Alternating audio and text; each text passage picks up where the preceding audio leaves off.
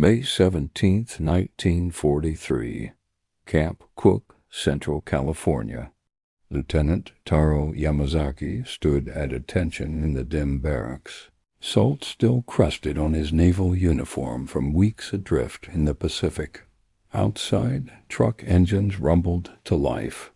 Inside, 48 Japanese prisoners exchanged glances that carried the weight of certainty. They knew what came next. The punishment they'd been promised since childhood, the torture every Imperial officer swore awaited captured soldiers, was finally beginning. Before we continue, I want to hear from you. Drop a comment below telling me where you're watching from and what aspect of World War II history fascinates you most. Your engagement keeps these forgotten stories alive, so please hit subscribe and share this video with anyone who appreciates the human side of history. These voices deserve to be heard. What these men couldn't imagine, standing in that California morning, was that their greatest torment wouldn't involve pain at all. The cruelty they expected would never materialize. Instead, something far more devastating awaited them, something that would unravel every certainty they'd carried into war. They were about to discover that the most effective weapon isn't brutality. It's abundance. The morning sun stretched long across the compound as armed guards herded prisoners toward waiting trucks. Yamazaki had commanded a submarine before his capture near Midway, a defeat that still burned like acid in his throat. He studied the young American soldiers. Most looked barely 20. Their faces showed no hatred, no vengeance, only boredom mixed with mild curiosity. This confused him more than hostility would have. Where was the brutality their officers had described in training? Where were the torture chambers, the starvation cells, the systematic degradation promised to any man weak enough to surrender? The absence of cruelty felt like its own kind of trap. Petty Officer Hiroshi Nakamura sat beside him, shoulders hunched against the morning chill. Before the war, Nakamura had been a fisherman from Kyushu. He leaned close and whispered in Japanese, his voice tight with fear. "I heard they send prisoners to mines, work them until their hands bleed and their backs break." Yamazaki said nothing. He'd been trained at the Naval Academy in Itajima. Every officer knew the code, death before dishonor. Yet here he sat, alive, breathing, being transported to some unknown fate. The trucks rumbled through countryside that seemed impossibly vast. Mile after mile of open land stretched in every direction, farmhouses, distant mountains, occasional towns, appearing and vanishing like mirages. For men raised on crowded island shores where every inch of land was precious, the sheer scale overwhelmed comprehension. This was the enemy homeland. This was what they'd been taught to view as decadent, weak, collapsing under democratic inefficiency. Corporal James Mitchell sat across from the prisoners, rifle resting casually across his lap. The 22-year-old from Iowa watched them staring at the landscape, saw wonder gradually replacing apprehension. Mitchell had volunteered for guard duty specifically to avoid combat deployment. His younger brother was fighting in Europe. He felt no hatred toward these men. They'd fought for their country. He understood that. It was all just war, terrible, necessary, and personal. After 3 hours, the trucks turned onto a dirt road, cutting through gently rolling terrain. Then the prisoners saw them. Thousands upon thousands of orange trees. Their branches hung heavy with fruit that glowed golden in the morning light, creating geometric patterns that extended to the horizon. The precision of the rows, the abundance of the fruit, the sheer scale of cultivation, It stopped conversations mid-sentence. The trucks halted beside a large ranch house, flanked by equipment barns. A middle-aged man in work clothes and a wide-brimmed hat approached. Frank Williams owned one of California's largest citrus operations, 3,000 acres of productive groves his family had farmed for 3 generations. The war had drained his workforce. Young men had enlisted or taken factory jobs. The harvest couldn't wait. Fruit would rot without hands to pick it. Captain Robert Sullivan addressed the prisoners through an interpreter. Staff Sergeant David Tanaka, a Japanese-American soldier whose presence initially shocked the captured men, had volunteered from an internment camp to prove his loyalty. His fluent Japanese made communication efficient, though his existence, a Japanese man in American uniform, challenged everything the prisoners understood about race and loyalty. "You have been assigned to harvest oranges," Tanaka translated, his voice neutral. "You will work 8 hours daily, 6 days weekly. You will receive meals, water, and rest breaks. Your conduct determines your treatment. Work diligently, and you will be treated fairly. Refuse and face appropriate discipline." Silence hung heavy in the morning air. The prisoners looked at each other, processing information that made no sense. Yamazaki finally spoke in halting English, his accent thick but words clear. "This is the punishment? We pick fruit?" Sullivan's expression remained neutral, unreadable. "This is your work assignment. Whether you consider it punishment is your interpretation." Williams stepped forward, his weathered face showing decades of sun exposure and honest labor. "I need workers, not heroes," he said, his voice gruff but not unkind. "The oranges don't care what flag you served. They need to be picked carefully without bruising. I'll show you how." Thus began an education none of the prisoners had anticipated. That first day proved physically demanding, but nothing like the torture they'd imagined. Williams and his small remaining crew demonstrated proper technique. Grasp the orange firmly. Twist gently. Place it carefully in the canvas bag slung over your shoulder. Never pull, which damages branches. Never throw, which bruises fruit. Each motion mattered. Each orange represented value. Yamazaki found the work oddly meditative. The repetitive motion, the weight growing steadily heavier in his bag, the sweet citrus scent filling the air, it created a rhythm that allowed his mind to wander. He'd expected mines, factories, perhaps road construction under brutal conditions with minimal food. Instead, he stood in sunlight, surrounded by pleasant fragrance, picking fruit that would feed American families. The absurdity struck him with unexpected force. By midday, guards called them to rest beneath a large oak tree. To their astonishment, they received sandwiches made with thick slices of meat and bread, fresh oranges, and cold water in abundance. More food than they'd seen in single meals aboard ship for months before capture. Nakamura bit into an orange and his eyes widened. The fruit was unlike anything he'd tasted in Japan, larger, sweeter, almost overwhelming in its juiciness. Juice ran down his chin. He stared at the half-eaten fruit as if it had betrayed him. "They feed us this," he murmured to Yamazaki. "Their prisoners eat better than our officers did." This observation, quietly shared among the men, represented the first crack in their indoctrination.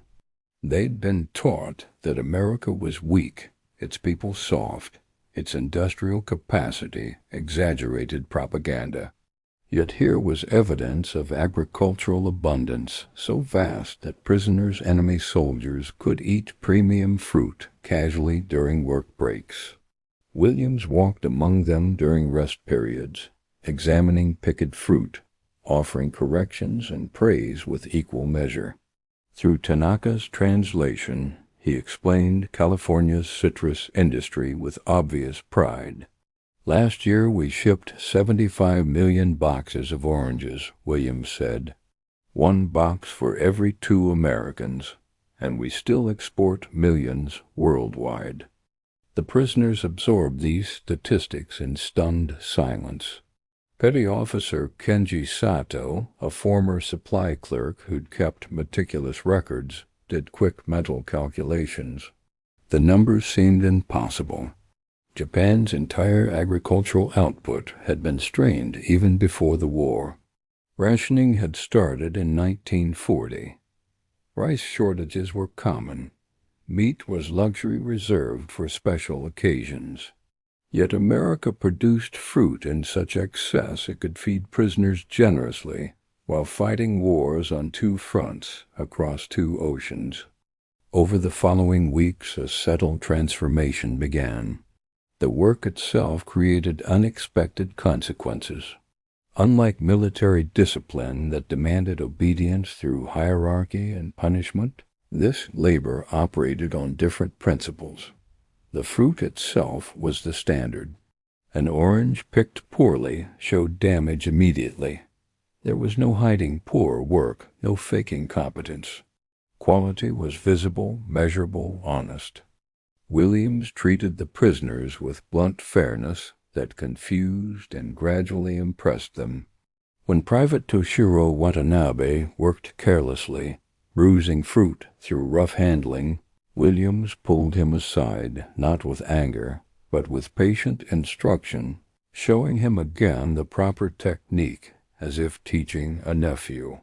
When Yamazaki developed an efficient system for moving through rows that minimized wasted motion, Williams observed, nodded approvingly, and incorporated the method into his instruction of new arrivals. By the 3rd week, the prisoners produced harvests comparable to experienced workers. Williams expressed satisfaction in his characteristically understated way. Captain Sullivan noted the complete lack of disciplinary incidents in his reports. The prisoners had settled into routine that, while constrained by captivity and barbed wire, bore no resemblance whatsoever to their expectations of enemy prison camps. It was during the 4th week that an incident occurred which became a turning point. An early summer storm rolled through the Central Valley, bringing heavy rain that threatened fruit ready for harvest. Williams faced potential losses of tens of thousands of dollars fruit that would rot on branches if not picked immediately. Before more storms arrived, he approached Sullivan with an urgent proposal. If the prisoners would work extended hours to bring in the threatened crop, he would pay them standard agricultural wages for overtime hours. Real money, real compensation. Sullivan was initially skeptical. Paying enemy prisoners seemed to contradict the entire concept of detention. But military regulations, he discovered after consultation with superiors, actually allowed prisoner compensation for voluntary labor beyond required duties. The money would be held in trust, distributed when circumstances permitted. Tanaka translated the offer that evening in the barracks. They would work from dawn until after sunset for 4 days. Volunteers would receive 75 cents per hour for time beyond normal requirements. The money would be held securely in documented accounts. Participation was entirely voluntary. Those who declined would face no punishment whatsoever. The prisoners gathered in small groups to debate this development. The offer created an ethical dilemma that military training hadn't prepared them for. Was accepting payment from the enemy a form of betrayal? Did it matter that the money would remain theoretical until some uncertain future? What did it mean that their captor was offering, not demanding, their labor? Yamazaki found himself in long conversation with Nakamura and several other officers. Nakamura, ever practical, pointed out that the alternative was watching fruit rot while they sat idle. "What honor is there in waste?" he asked. Sato argued that accepting payment implied transaction, recognition of their value, contradiction of their status as defeated enemies who deserve nothing. Finally, Yamazaki offered his perspective. "We are already working. The fruit needs harvesting regardless of our philosophy. If Williams wishes to compensate us for additional effort, that is his decision, not ours. Perhaps someday, if we return home, that money could help rebuild what was destroyed." His reasoning proved persuasive. All 48 prisoners volunteered. What followed were 4 days of intense labor that revealed something profound about the nation holding them captive. Williams worked alongside them, his 58-year-old frame moving through groves with practiced efficiency born of decades. His teenage daughter, Elizabeth, managed the weighing station, carefully recording each worker's output with meticulous attention. The American guards, including Mitchell, helped transport heavy crates to the packing facility. The sight of their guards performing manual labor alongside them struck the prisoners as extraordinary. In the military culture they knew, officers did not labor with enlisted men. Hierarchy was absolute, distance maintained.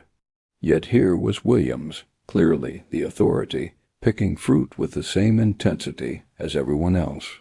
Here was Captain Sullivan, an officer, helping load trucks beside Corporal Mitchell. On the third night, exhausted after 14 hours of work, Yamazaki found himself sharing a cigarette with Williams during a brief rest. Williams spoke no Japanese.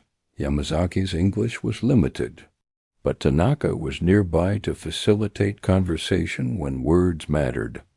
"Your daughter works hard," Yamazaki observed, watching Elizabeth efficiently managing the sorting operation with the confidence of someone twice her age. Williams nodded, his face illuminated by dim light from the packing facility. "Her 2 brothers are fighting overseas," he said through Tanaka. "One in Europe, one in the Pacific. She runs half this operation now. Learned more in 2 years than most men learn in 10. Yamazaki absorbed this information like a blow to the chest. William's sons were perhaps at that very moment fighting Japanese forces, while their father shared workspace and cigarettes with captured Japanese servicemen. The contradiction seemed impossible to reconcile with any logic that made sense. "You do not hate us?" Yamazaki asked, the question emerging before he could consider its implications. William stood silent, gazing at the dark rows of trees shifting in the evening wind. "Hate's easy," he said at last, "but it doesn't pick oranges.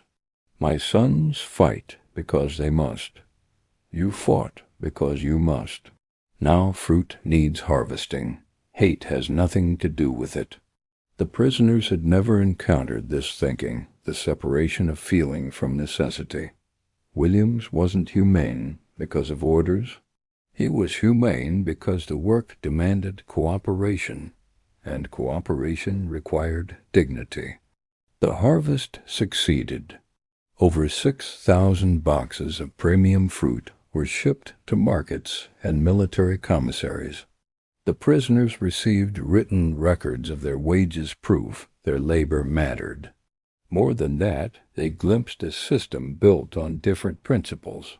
As summer turned to fall, new prisoners arrived expecting brutality. Instead, veterans taught routines passed along Williams's methods and took pride in their work. Corporal Mitchell noticed it first. Songs drifting through the groves, laughter, rivalries. Captain Sullivan's answer was simple. The convention requires humanity, not misery. The enemy, it turned out, was human. The most significant transformation occurred in October, when news reached camp that Allied forces had achieved major successes in the Pacific.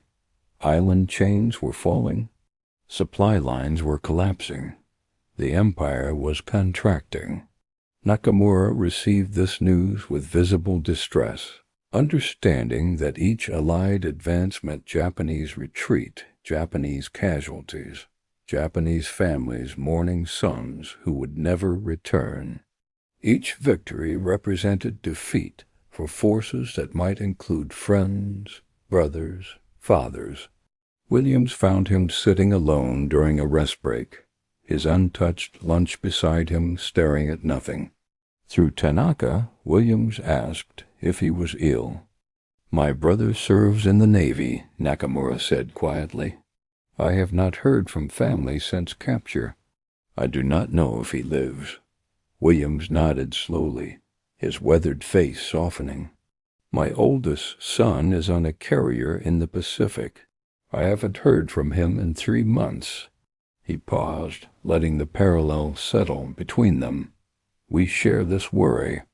The simple acknowledgement of common humanity, the recognition that loss and fear transcended national boundaries, created a moment of connection neither man had anticipated.